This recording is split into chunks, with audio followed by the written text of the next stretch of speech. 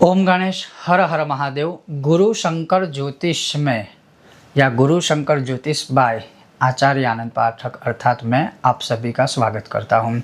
आज के विषय वीडियो में बहुत ही महत्वपूर्ण विषय पर हम बात करने वाले हैं, चर्चा करेंगे। और वो विषय क्या है? संकल्प। संकल्पेन विना कर्म यत् किंचित कुरुते नरः फलास्यार्धम भवेत् सदा। और वो क्या है? आप कोई भी पूजा पाठ, मंत्र जाप, स्तोत्र पाठ या कोई भी अनुष्ठान करते हो तो वह संकल्प के बिना उसका फल आपको आधा ही प्राप्त होगा। अब संकल्प का इस ज्योतिष के साथ क्या संबंध है, वो आज का हमारा मुख्य बिंदु है। अगर आपको यह विषय वीडियो पसंद आए, लाइक कीजिएगा, शेयर कीजिएगा, चैनल पर नए हो तो सब्सक्राइब कीजिएगा। तो चलिए शुरू करते हैं।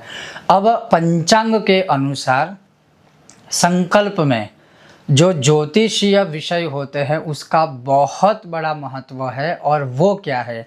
तो जब हम कोई भी पूजा पाठ अनुष्ठान में, आप कोई भी पूजा पाठ करते हो या करवाते हो तो आपने सुना होगा, जो भी पंडित जी है, जो भी ब्राह्मण देवता आपके वहाँ आकर पूजा पाठ करते हैं या जब आप करवाते हैं तब वह आपका गोत्र उच्चारण आदि सारी चीज़ें, एक कर्मकांड के विषय पहले वो उच्चारित कर लेते हैं। अब उसमें बीच में मध्य भाग में क्या आएगा?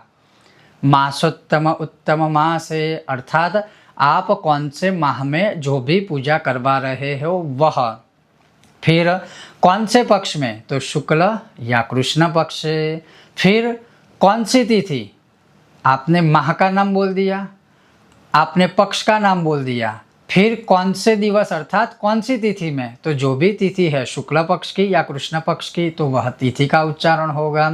उसके बाद क्या होगा? तो उसके बाद आएगा वार, अर्थात कौन सा दिवस है, सोमवार है, मंगलवार है, बुधवार है, बृहस्पतिवार, जो भी 7 दिन है उसको संस्कृत में, जैसे सोमवार है तो चंद्रवासर, मंगलवार है तो भौमवासर, बुधवार है तो सौम्यवासर, गुरुवार है तो बृहस्पतिवासर, शुक्रवार है तो शुक्र या तो भृगुवासर, शनिवार है तो शनि या तो मंदवासर, और रविवार है तो सूर्यवासर या फिर रविवार या फिर आदित्यवार। इसका संकल्प में उच्चारण किया जाएगा। फिर वार आ गया, उसके पश्चात नक्षत्र आएगा। आप जब पूजा करवा रहे हो उस समय में कौन सा नक्षत्र चल रहा है तो वो नक्षत्र। अब एक महत्वपूर्ण आप चीज़ को समझिएगा खास। कई बार क्या होता है कि एक नक्षत्र होता है या एक तिथि होती है, वो पूरे दिन तक नहीं रहती है। जैसे कोई नक्षत्र है, एक उदाहरण तरीके से अगर मैं आपको बताऊं कि कोई नक्षत्र है वो दोपहर के 12:30 बजे के बाद चेंज हो जाएगा। उसका मतलब क्या हुआ कि अगर आपने दोपहर के 12:30 बजे से पहले पूजा करवाई है तो आप वही नक्षत्र बोलिएगा जो उससे पहले है। लेकिन आपने शाम काल में दोपहर के बाद जब पूजा करवाई है तो नक्षत्र चेंज हो जाएगा, तो संकल्प में भी नक्षत्र दूसरा आएगा। ये हुआ नक्षत्र। फिर क्या होगा? योग, 27 योग है, जैसे 27 नक्षत्र है वैसे 27 योग है। तो उस समय पर जब आप पूजा करवा रहे हो उस समय पर कौन सा योग चल रहा है वह योग का उच्चारण होगा। फिर करण जो होते हैं वह जो बौ, बालव आदि, तैतल आदि जो करण है, वणिज आदि करण है, उस समय पर जब आप पूजा करवा रहे हो तब कौन सा करण चल रहा है उसका उच्चारण होगा। उसके पश्चात कौन सी संवत्सर चल रही है, जैसे अभी विश्वावसु नाम संवत्सर है, विश्वावसु नाम की संवत्सर चल रही है तो विश्वावसु नाम की संवत्सर का उच्चारण होगा। उसी प्रकार से कौन सी ऋतु चल रही है, तो जैसे वर्षा ऋतु तो वर्षा ऋतु, शरद, ग्रीष्म, शिशिर, जो भी हेमंत, जो भी ऋतु चल रही है, जिस समय पर आप पूजा करवा रहे हो उस समय पर उस ऋतु का उच्चारण किया जाएगा संकल्प के अंदर। उसके पश्चात कौन सा अयन चल रहा है, उत्तर अयन चल रहा है या दक्षिण अयन चल रहा है, तो जब आप पूजा करवा रहे हो उस समय पर जो अयन चल रहा है उसका उच्चारण होगा। उसी प्रकार से 2 गोल होते हैं, भौगोलिक परिस्थिति और ज्योतिषीय भाषा में उत्तर गोल और दक्षिण गोल होता है। तो आप जिस समय पर पूजा करवा रहे हो उस समय पर कौन सा गोल है, उत्तर गोल है या दक्षिण गोल है, उसका उच्चारण होगा। उसके पश्चात चंद्र राशि स्थित है, कौन सी चंद्र राशि अर्थात किस राशि में चंद्र है, जब आप पूजा करवा रहे हो उस समय पर चंद्र राशि कौन सी है, जैसे मेष से लेकर के मीन राशि का कोई भी चंद्र उस समय पर चल रहा है तो जो भी राशि में चंद्र है उस राशि का उसमें संकल्प में उच्चारण किया जाएगा।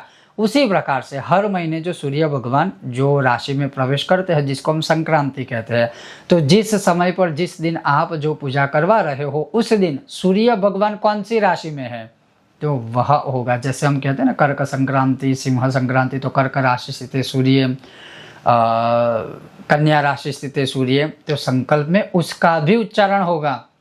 और उसी प्रकार से बृहस्पति देवगुरु शेषेषु ग्रहेषु, तो बृहस्पति जो है वह कौन सी राशि में है उसका उच्चारण होगा। तो ये जो एक पूरा पंचांग का एक भाग है, पूरा यह जो एक पार्ट है, जो भी आप पूजा पाठ अनुष्ठान करते हो उसमें इसका उच्चारण अनिवार्य होता है। हाँ, नित्य पूजा होती है तो कई बार लोग करते हैं, नहीं करते हैं, या एक सामान्य सा संकल्प होता है उसमें चल जाएगा, लेकिन फिर भी मैं कहूँगा कि हो सके तो प्रॉपर पर्टिकुलरली आप ये कीजिए। और जब आप इस प्रकार से संकल्प का प्रॉपर उच्चारण करोगे, जिस समय पर जो भी पूजा यज्ञ व्रत करते हो उसमें इन सारी करंट जो वर्तमान स्थिति में जो सारी चीज़ें चल रही है, योग बन रहे हैं पंचांगों के अनुसार, उसका उच्चारण करोगे, हो ही नहीं सकता आपका अनुष्ठान कोई निष्फल हो। इसीलिए ज्योतिषीय विषय में संकल्प में पंचांग की इन सारी परिस्थितियों का जो है उच्चारण करना बहुत ही आवश्यक होता है। फिर भी इस विषय में आपका कोई अगर प्रश्न हो तो अवश्य आप इस वीडियो को देखकर पूछ सकते हो। ऐसे ही इंटरेस्टिंग वीडियो देखने के लिए सिर्फ ज्योतिष विषय में, मुहूर्त आदि ग्रंथों के विषय में बने रहिए मेरी इस नई चैनल गुरु शंकर ज्योतिष के साथ। और अवश्य अगर वीडियो पसंद आए तो लाइक करें, शेयर करें, चैनल पर नए हो तो फिर सब्सक्राइब करके घंटी का चिन्ह भी दबाइएगा। ओम गणेश हर हर महादेव।